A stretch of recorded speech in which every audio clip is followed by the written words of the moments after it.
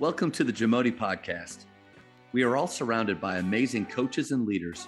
So let's get an inside look at not just what they do, but how they do what they do. After all, becoming the best versions of ourselves is JAMODI, just a matter of doing it. Coaches, the JAMODI podcast is powered by Ballogy. Manage and measure your players' skill development and increase accountability year-round utilizing the Ballogy app. Boost inter-squad competition with drills backed by the National High School Basketball Coaches Association, including a 40-shot Ballogy skills assessment. Please visit ballogy.com/teams for information on how you can provide this resource for your team. I think normally when I ask this question about picking 3 characteristics that great coaches possess or a way to describe them, I think guys would kind of be talking about you or coaches like you. But in your opinion, all the people that you've been able to be around and work with, go to clinics and observe, or maybe just from your own experience, what are 3 characteristics that great coaches have? Yeah. And there's hundreds. Sure. Trying to get to 3. Yeah. Try to get. So I had these 3 on my board for many, many years. I got them stole them from somebody else. And then Tate still has these 3 on the board. But number 1 we put down was love your players. You know, it's so easy to not like your players when they can't quite do what you want them to do. And whether it's my fault or their fault, but love your players. If you do, you're going to get great feedback. Number 2 is make each day your masterpiece. Do you know Matt who said that? That's Coach Wooden, right? That's John Wooden. Yeah. And so I think what you do with your workout plan is huge. And I always loved doing that thing, the planning part of it, until right there, maybe toward the last season when I fell out of love of planning that stuff. And then that's when I knew maybe it's time that somebody else can do this thing, because planning the workout is huge. And I love that minute by minute detail thing. And, you know, some people talk about they spend more time planning the workout than actually running the workout. But making it a masterpiece, and that's taking care of what you need to take care of, and then the kids get a fulfillment out of it. I don't know if joy is the right word, but they have fun with that. But yet, part of that fun is they're just getting better. Yeah. Okay. So, and the number 3 is balance in your life as a coach.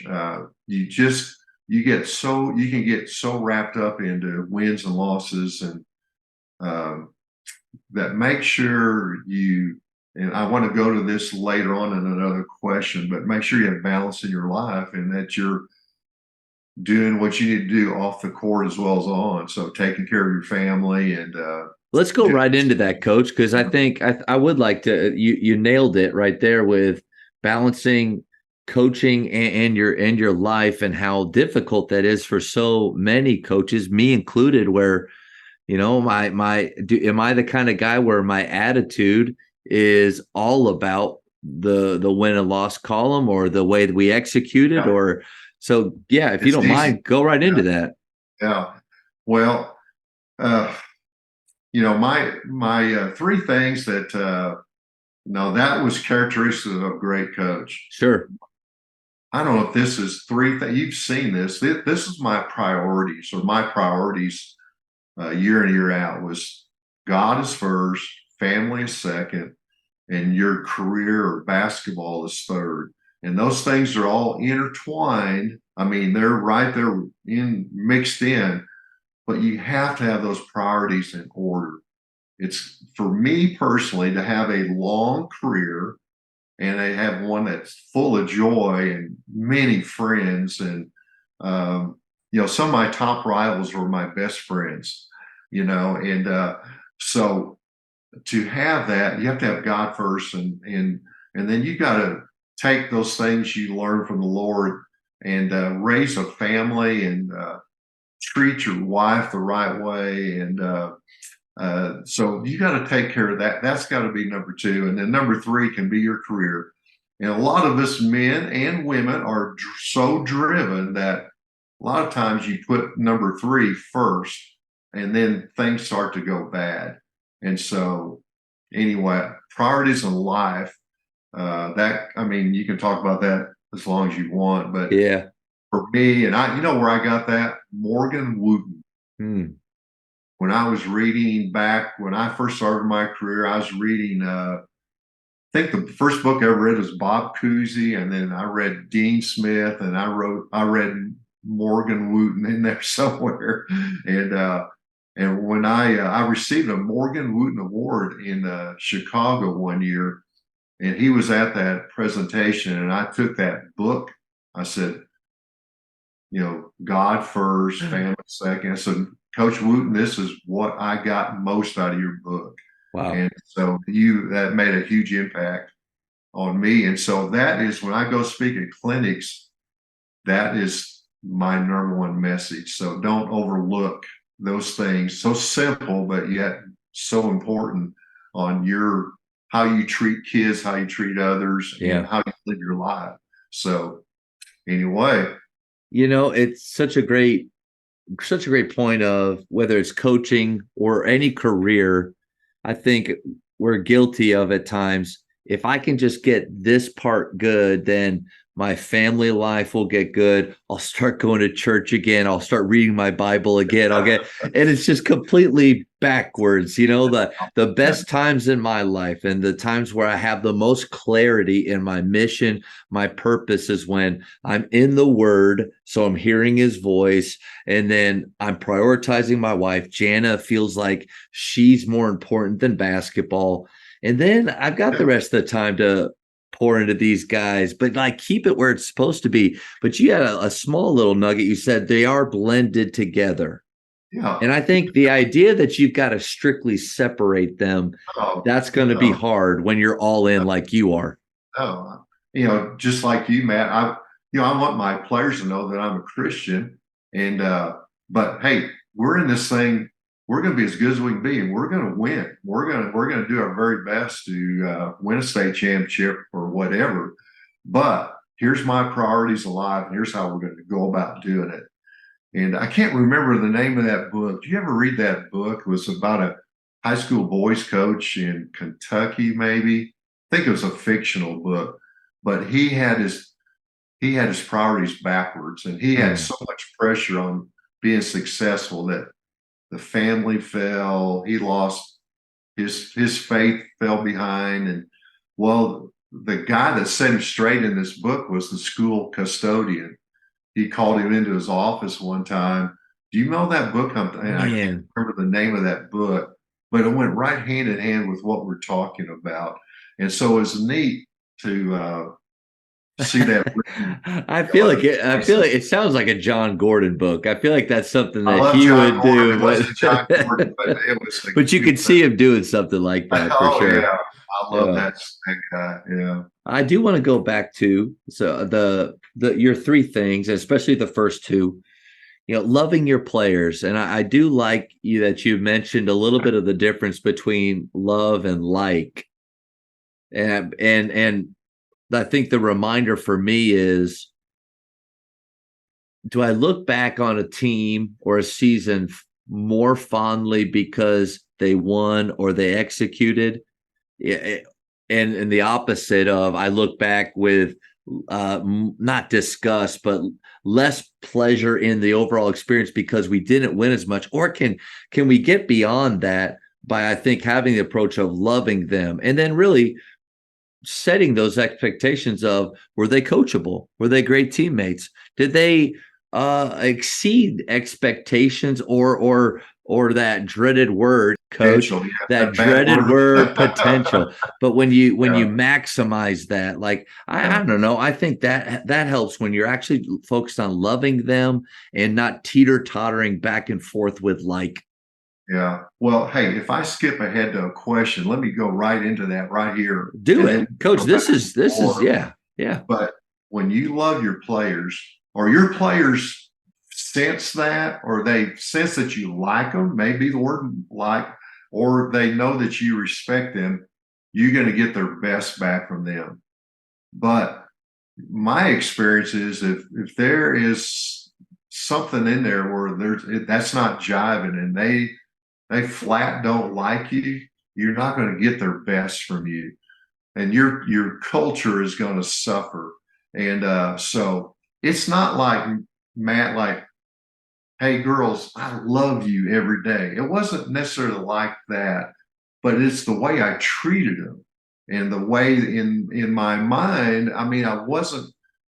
You could be mad at them all the time, and I was some, I have to admit, but the overriding thing was, no, I'm really in this with them, and I want to, I want to put in there where I can help them best I can. And so it's about the players. Yeah. Really, then it's about the team more than it is about the players. And so you're trying to get the kids to buy into that. Hey, Susie, it's not so much about you, but it's about the team. And what can you do to help our team be better and more enjoyable and those kind of things? And so I would talk to players about that kind of stuff, and be pretty open-minded. They knew, because if I had something on my mind that I thought was important, I definitely would talk to them about it. And I think they really respected that. And it would carry over to the basketball court. I say, hey, what do you think on post defense here? Do you want to change in front or change behind? And or how do you want to guard this screen? And we're going to do it the way you think.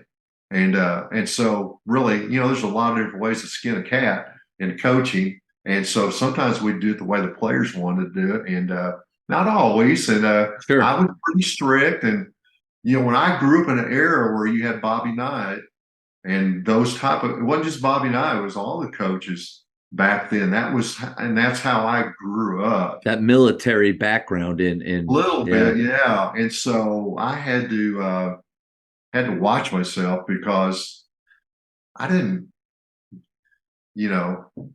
not that I wouldn't throw a kid out of practice. I mean, I that's on our list in our notebook, but that we can do that. But that wasn't the object. The object was, hey, let's buy in from the very get-go, and everybody buy in. We're all in this for the same purpose of having an enjoyable season and help us be the best we can become. And so that love your players was an overriding factor. And you get the best out of them if they feel that from the coach. It may not be love, may not be the word. It may be that the coach has an interest in your life, not just basketball. Basketball is 90% of it, but it's that other 10% they want to know about. I would argue if you're constantly having to use the word love to show them how much you love them or reinforce it, I don't know. You might be missing out on a lot of opportunities. I mean, Mano Watsa says more is caught than taught. And we want them just catching or feeling that appreciation, the fact that we are proud to have them on the bus with us. But I think that the more, it's just like discipline. The more that you have to say how disciplined you are, you might not be that disciplined, or the culture. You might, more you talk about it, that word, more you use it. Yep. Coach, I love, go ahead. I'm just saying again, for all the coaches out there,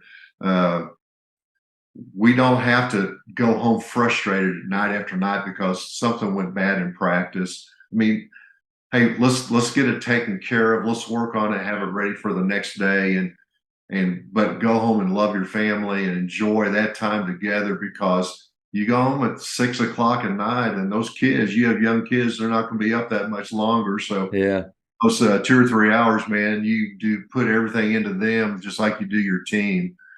Maybe when everybody goes to bed, then I turn on and watch some film or something at night. Just to help you fall asleep. Because I've always felt if there is something kind of running in my head, then I do try to finish that thought, or personally feel like I have a really good plan. But I think you just nailed something too, as we have to remember that it's a process. I know that word gets used a lot, just like culture does, but if you understand that every practice is a part of that brick wall that you're trying to perfectly form throughout the season, that doesn't mean that every brick goes in easily.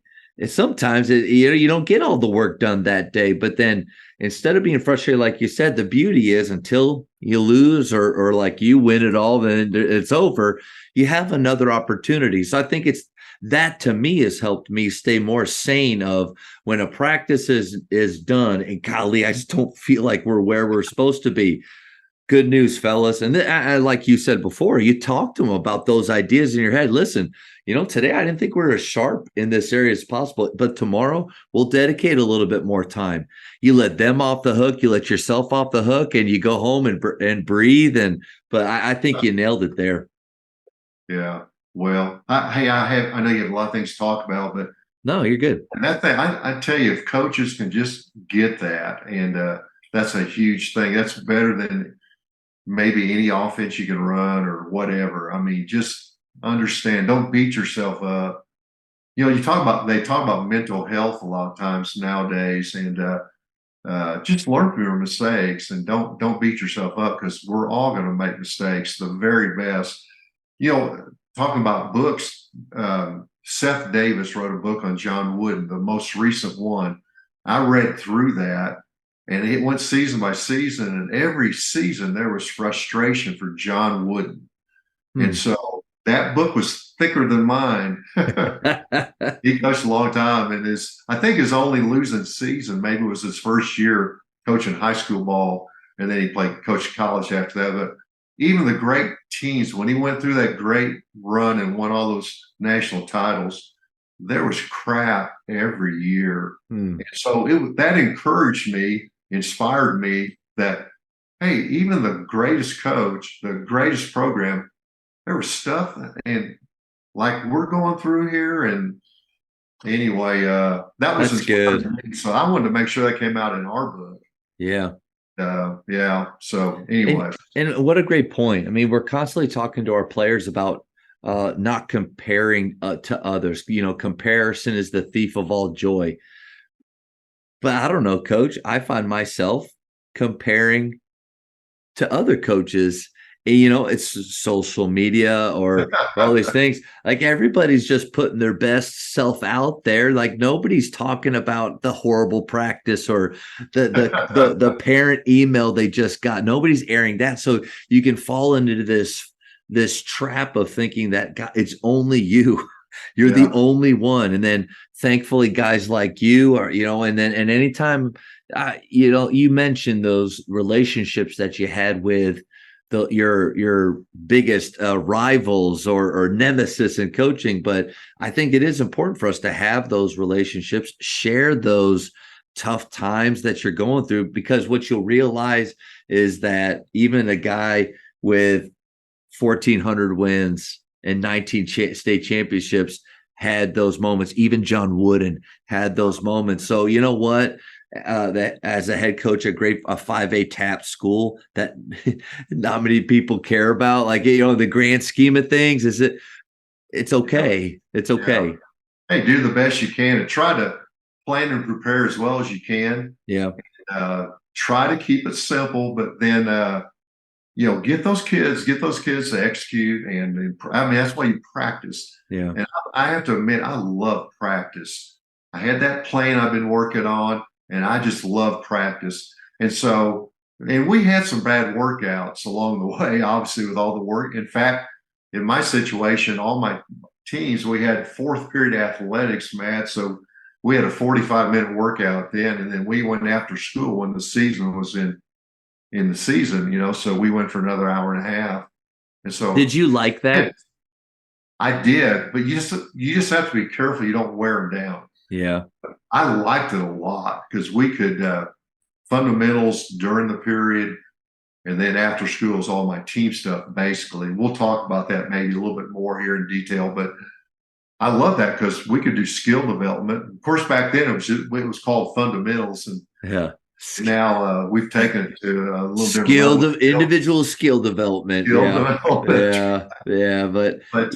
it's funny you said that because there's not a lot of athletic periods out there that I hear. Normally it's first or eighth or beginning or end of the day. At Faith, we're second period. And there's a lot sometimes when I say that to coaches, like, oh man, that sucks. Like Yeah. you gotta worry about getting them showered and off and stuff. Yeah. But you know what it's done for me, and it sounds like it did for you too. Without realizing it, a lot of coaches start to take away from the fundamentals and the individual skill development because they're stacking together all this team stuff and they're trying to get it all done at the same time. And I would probably be guilty of that too. Let's just say I break practice into 4 quarters. In the first quarter, it time wise is fundamentals. Well, we got so many things to prepare for. Let's just take a little bit of that time away.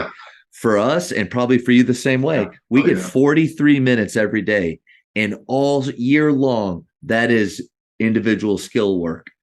Our guys. So when I tell players, parents that playing time, I can't guarantee you that, any of you that, but I can guarantee that I'll train you every day and you'll get better. I can say that because they will have that time. I just, it's interesting to hear you say that you had something similar. You know, along that line, Matt, back early in my career, I scouted, I knew everything that every player on the opposing team was going to do. And I let my players know that. I mean, girls, you got a coach here that studied. And, well, hey, that was way too much information to give your players. Okay. So, what I started doing about, I don't know, halfway through my career was when I talked about the other teams, say we had a big district game coming up, 5 minutes is all they got. So I put the clock on it. And so we did 5 minutes usually during the athletic period that we went through what the other team did. That was it. And so before it might be 30 minutes. And what happened was we knew their stuff so good that our stuff we forgot. We should have been running their stuff. And so I was guilty. I mean, I made a lot of mistakes along the way. And that was one of them.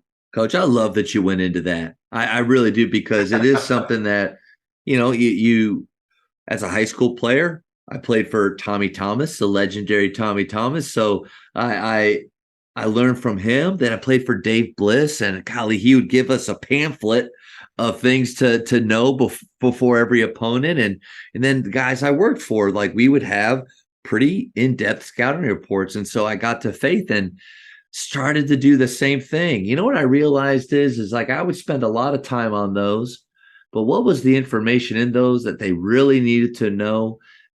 That it was a small portion of it. And those scouting reports that I thought were so special would end up on the locker room floor.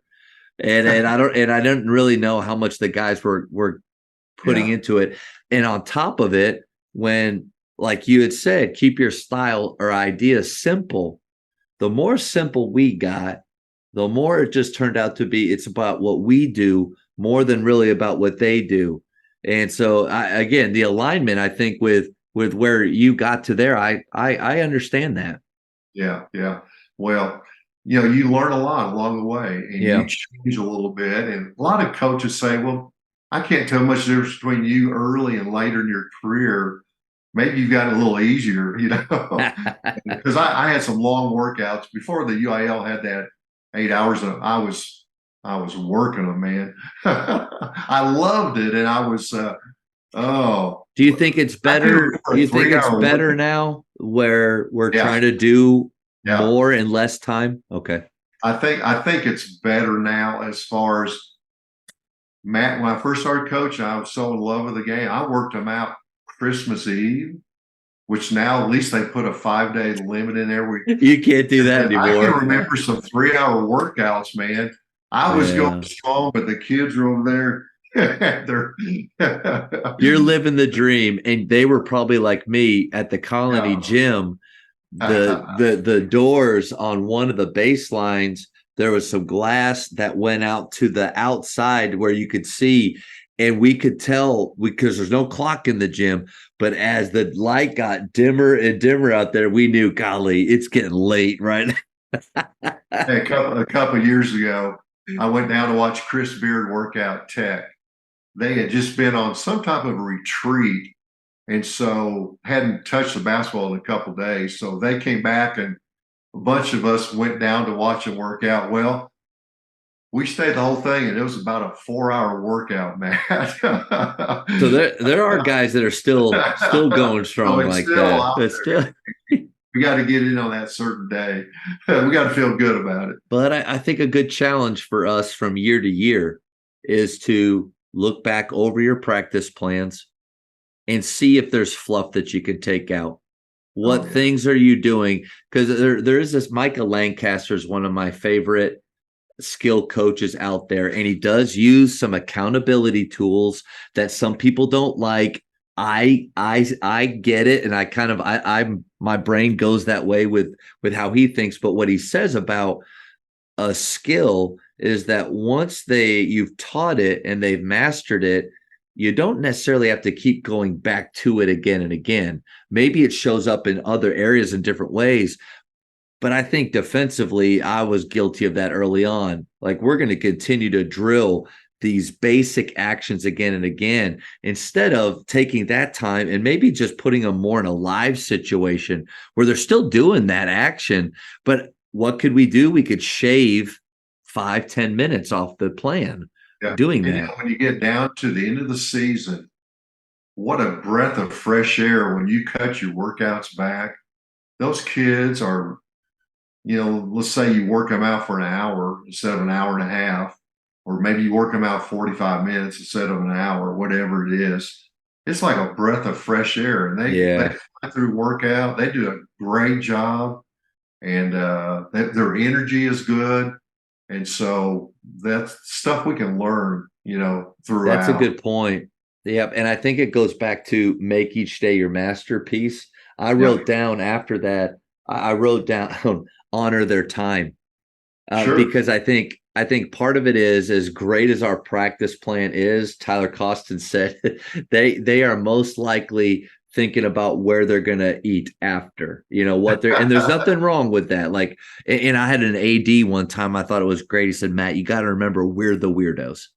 We're the weirdos, not them. Because you might think as a coach, like, golly, why don't they love it as much as us? Why don't they want to stay?